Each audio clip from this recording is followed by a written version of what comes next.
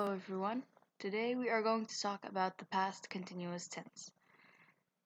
Now this tense is quite a stretch, but we'll manage. So the past continuous is used when we have two actions. One of them is longer than the other in terms of time duration. So again, we have two actions.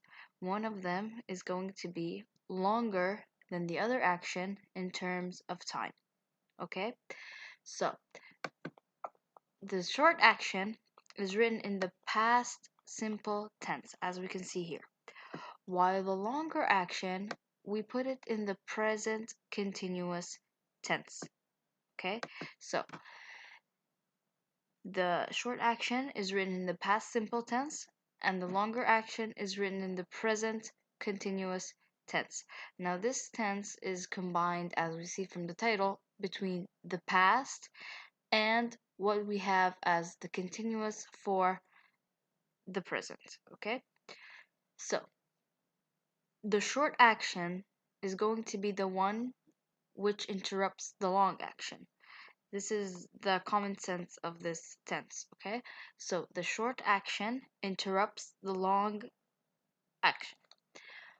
Okay, let's move on. This is the meaning of the past continuous. Let's move on to the keywords. We have when and we have while. These are the main keywords for using this tense. Okay, when and while. So when and while are the two adverbs of the time durations that we have. Okay, so after when comes the past simple tense, which, as we beforehand mentioned, it is going to be the short action. Okay, while the long action, we are going to be preceded by the keyword while. Okay, so again, after when comes the past simple tense, which is the short action. After while comes the past continuous, which is the long action. And by default, the past simple is subject plus verb in the second form plus the object. And the past continuous is in the present continuous. Here is the present continuous. And the present continuous tense is subject plus am is are plus the verb in ing form plus the object or the complement of the sentence. Okay, so as a starter, if we want to start with while and when in the beginning of the sentence, the two sentences, the two parts of the actions, have to be separated by a comma. Okay, if there is no while and when in the beginning of the sentence, if they come in the middle of the sentence, we don't have to use a comma, and the two sentences are combined in one long stretched sentence. Okay, so let's move on to the examples to give a better look at things. We have the phone rang while I was washing the dishes. Okay, the phone rang while I was washing the dishes.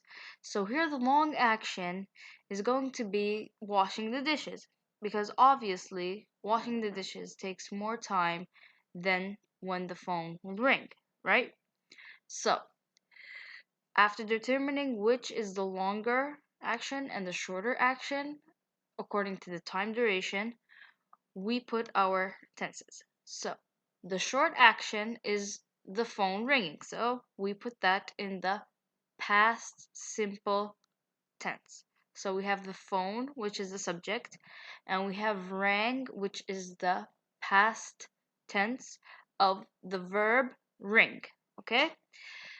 After this, we have while. While came in the middle of the sentence. So here we don't have to put a comma. We combine it, as we said, into one long sentence, okay? And after while, we said we put the present continuous tense.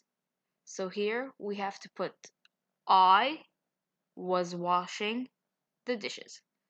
So here we put was where, and then we put the verb ing, and then we have the dishes, which is the object in the sentence. Okay, let's go to the second sentence. When the guests arrived, I was watching TV. Okay, so we have when here in the beginning of the sentence. So when it comes in the beginning of the sentence, we have to separate it by a comma. Okay, so the two sentences, the two actions are going to be separated by a comma. The guests arrived here, we have the short action, and I was watching TV is the longer action. Because again, common sense, when you are watching TV, it's going to be longer than when the guests arrive at your house or at a party or whatever. So here, the guests, we're going to put it in the past simple. We have the guest as a subject and arrived as the verb in the past simple tense. And the other section, we have the present, the past continuous, which is I was watching TV. Okay, so we have I, the subject, was the past form of am is are, which is the past continuous, and then we have watching, the verb ing, and then we have TV, which is the object. Okay, the last sentence we have is while I was running, I ran into my old friend. So here, while came at the beginning of the sentence, we have to separate the two sentences by a comma. Okay, so I was running is the longer action, and I ran into my friend is a short action. So I was running, again, we put it in the past continuous form. We say I plus was were plus verb ing, and we put the second half of the sentence into the past simple tense, which is ran into, which is the past form of run into. Okay? So this is how we separate from a long action and a short action.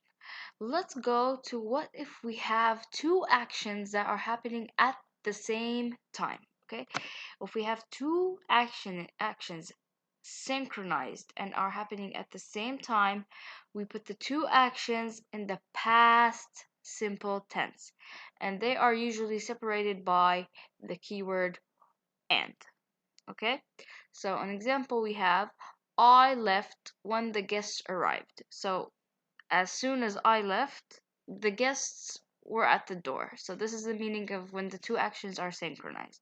So we have to put them both in the past simple tense. So we have left from the past form of leave, and we have arrived here as the past form of arrive. I hope everyone will benefit from this tense, and we'll see you next time.